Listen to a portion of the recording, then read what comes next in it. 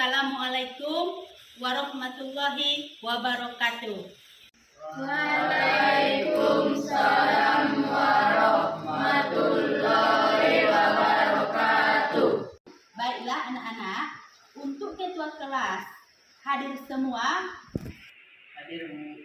Untuk pertemuan ini, giliran siapa yang memimpin doa? Saya, Bu. Ya, anak ibu Rosihan, silahkan pimpin doa. Bismillahirrahmanirrahim. Rabbis shrahli sadri wa yassir li amri wahlul 'uqdatam min lisani yafqahu qawli. Amin. Terima kasih kita ucapkan kepada anak ibu Rosihan yang sudah memimpin doa. Anak-anak ibu, sebelum kita belajar, ibu bercerita sedikit tentang kisah si Ibnu Hajar yang berarti anak batu. Kenapa dia disebut sebagai anak batu? Si Ibnu Hajar ini adalah seorang pelajar. Kenapa?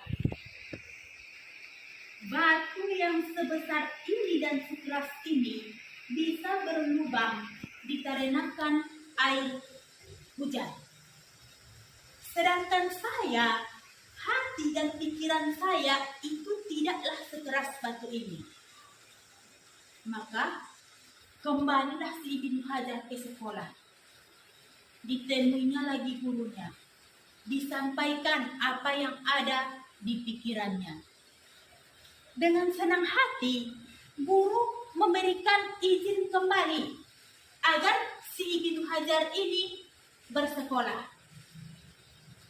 Mulai dari situ anak-anak, si Ibnu Hajar ini lebih giat lagi di dalam belajar. Sehingga setelah habis dia sekolah, si Ibnu Hajar ini menjadi orang yang berhasil, menjadi orang yang sukses, di mana si Ibnu Hajar ini bisa mengarang beberapa buku. Jadi, anak-anak, dari cerita pendek tersebut dapat kita ambil pelajaran siapa yang bersungguh-sungguh akan mendapat. Pintar anak ibu. Dan dengan cerita singkat tadi, semoga semangat anak-anak ibu ini lebih meningkat. Jadi, untuk meningkatkan semangat anak-anak ibu ini, kita menyanyikan satu lagu nasional yang berjudul Padamu Negeri. Padamu Negeri.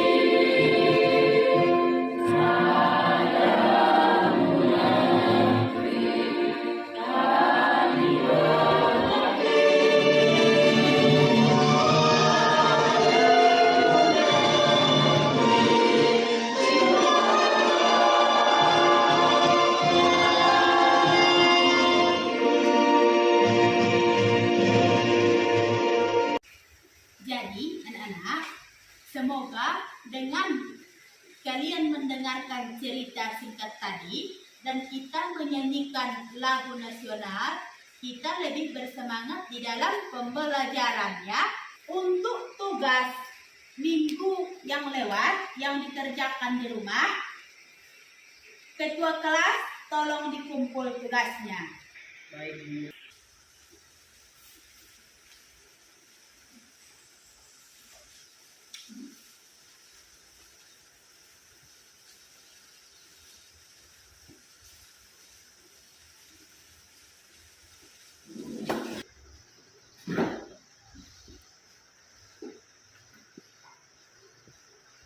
kasih anak ibu Rangga Saputra. Silakan duduk kembali.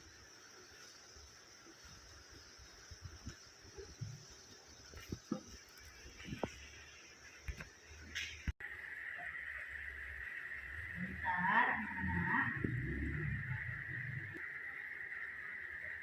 Jadi anak-anak, tujuan pembelajaran kita yang ketiga adalah siswa dapat membuat bagan timeline. Di mana untuk tujuan pembelajaran yang pertama dan yang kedua itu sudah kita laksanakan pada pertemuan sebelumnya. Anak-anak, ibu mau bertanya, tahukah kamu apakah itu bagan? Saya Bu, bagan adalah jerah. Ya, bagus. Selanjutnya, anak-anak, apakah itu timeline? Ayo, Ya, silakan anak ibu Haikal Ramadan. timeline adalah garis waktu. Timeline adalah garis waktu. Selanjutnya, anak-anak, bagaimanakah cara membuat bagan timeline? Saya Bu, Ya, Aulia Marwah. menentukan topik atau judul. Ya, menentukan topik atau judul. Seterusnya,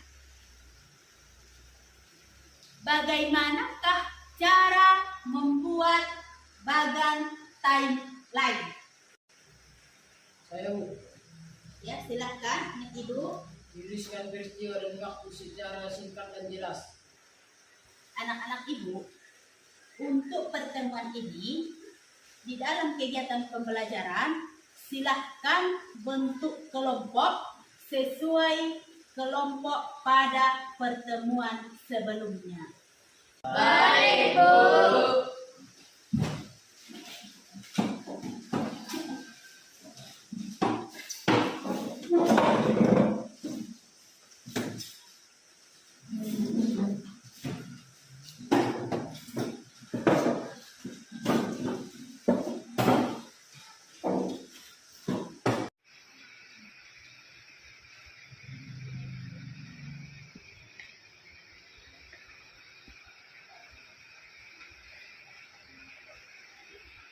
Untuk ketua kelompok, silahkan maju ke depan.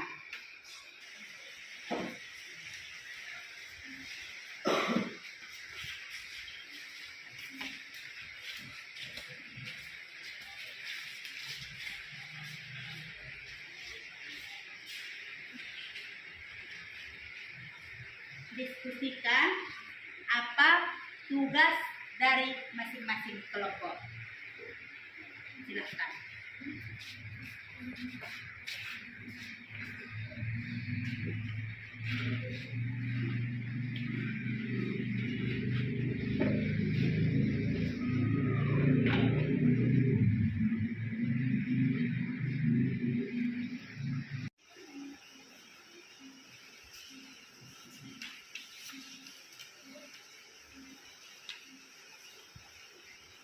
Bentuk satu adalah pada istilah ini. Kemajuannya. Kelompok 3 nilai Islam. Untuk masing-masing ketua kelompok sudah tahu tugasnya, Sudah, Bu. silahkan kembali ke kelompok asal.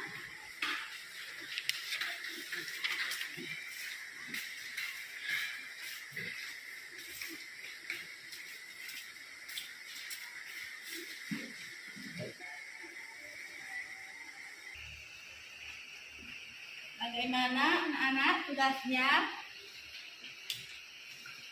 Kelompok 1 tugasnya Ibu bagaimana? Ya, membuat garis, ukur dulu, tentukan dulu. Nah.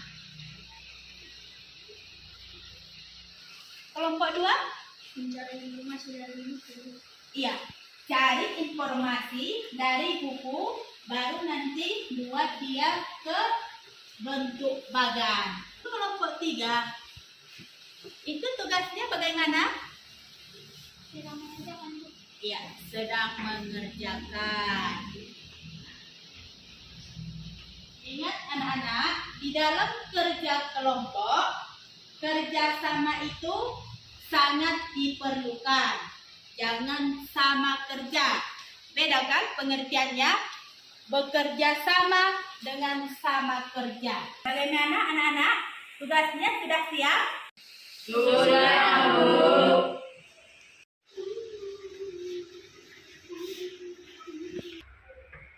Kelompok 3. Siap. Nilai Islami para dinasti Bani Umayyah di Damaskus 661 sampai 750 Masehi. 1. Meningkatkan keimanan dan ketakwaan. 2. Mencontoh semangat menuntut ilmu. 3. Mengembangkan budaya sesuai dengan ajaran Islam. 4. Menguatkan persatuan dan tidak membeda-bedakan suku. 5. Memiliki semangat untuk membela agama. 6. Menumbuhkan tanggung jawab dan pelaksanaan tugas. 7. Mencontoh pemimpin yang dicintai rakyat. 8. Menumbuhkan semangat cinta dan tanah air. Jadi, untuk hasil diskusi kelompok 1, untuk kelompok 2 dan kelompok 1, silahkan menanggapi. Saya, Bu. Silahkan. Dinasti apakah setelah dinasti Bani Umayyah berakhir? Berdirilah sejak Abbasiyah. Dinasti Muawiyah berakhir, berdirilah dinasti Abbasiyah. Untuk kelompok 1, terima kasih kita ucapkan dan beri tepuk tangan. Nah, kelompok 1 kembali ke tempat.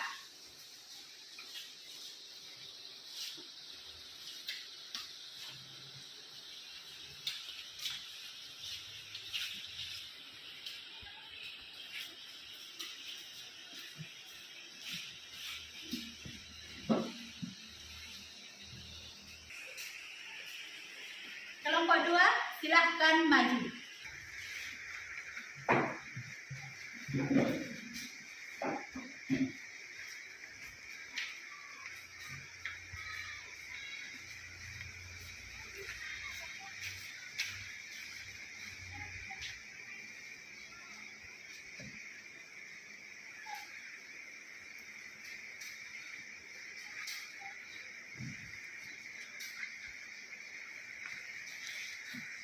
Kami dari kelompok 2 akan membacakan diskusi bekerja sama.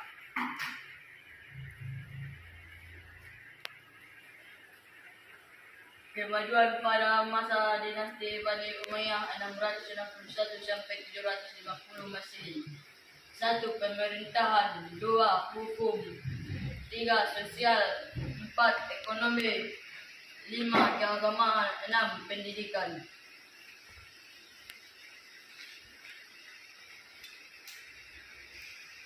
Kelompok 1, kelompok 3, silahkan menanggapi hasil diskusi dari kelompok 2.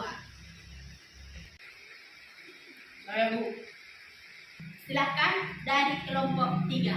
Kemajuan apa bidang hukum? Apakah maksud padwa hukum?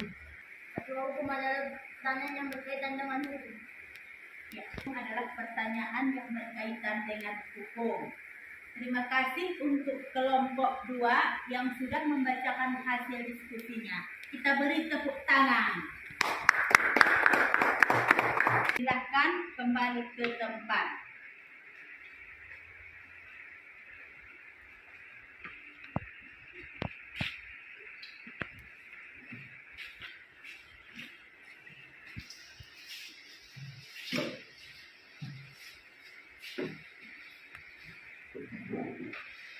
Kelompok 1, silahkan maju.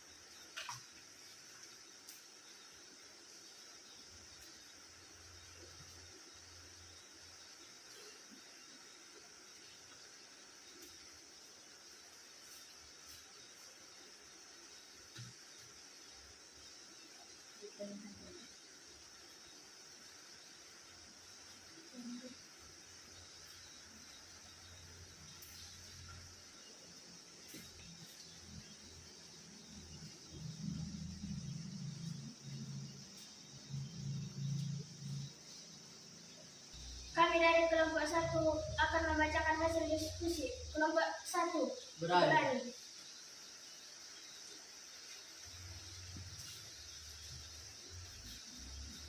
Khalifah pada masa dinasti Bani Umayyah 661 sampai dengan 750 Masehi.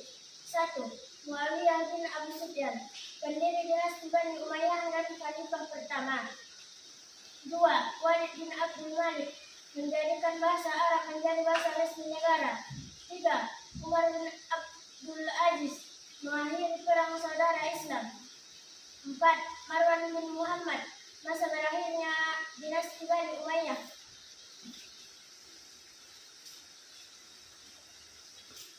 Yaitu hasil diskusi kelompok 1. Kelompok 3, kelompok 2 silahkan menanggapi. Saya Bu. Silahkan dari kelompok 3. Dinasti apakah saudara dinasti Bani Umayyah berakhir? Berdiri dinasti Abbasiyah. Ya. Tepuk tangan juga untuk kelompok 1 yang sudah mempresentasikan ataupun membacakan hasil diskusinya. Untuk kelompok 1, silakan kembali ke tempat.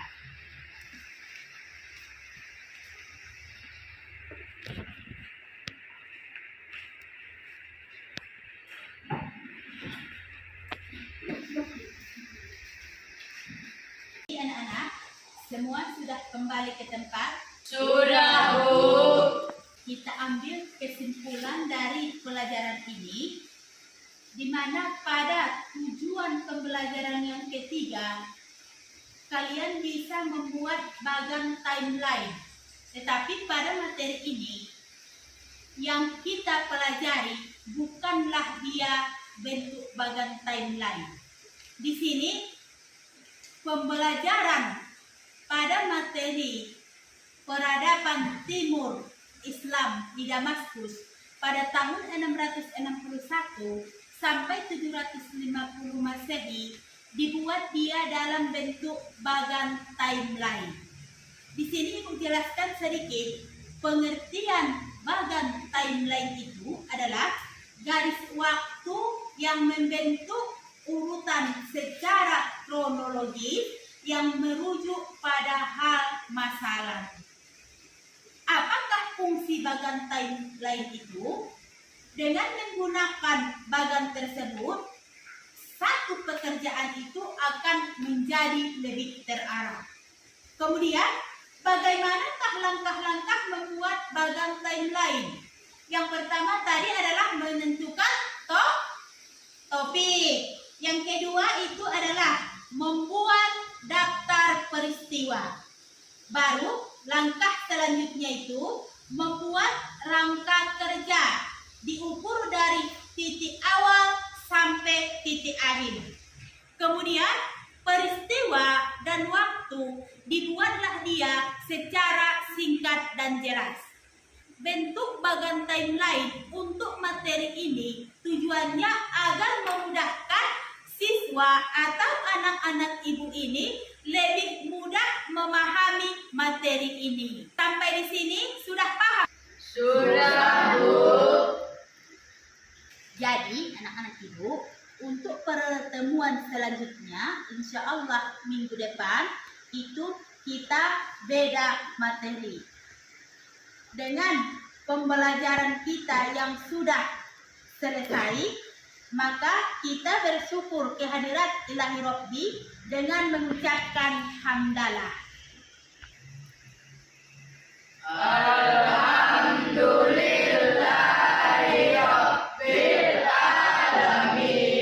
Wassalamualaikum warahmatullahi wabarakatuh.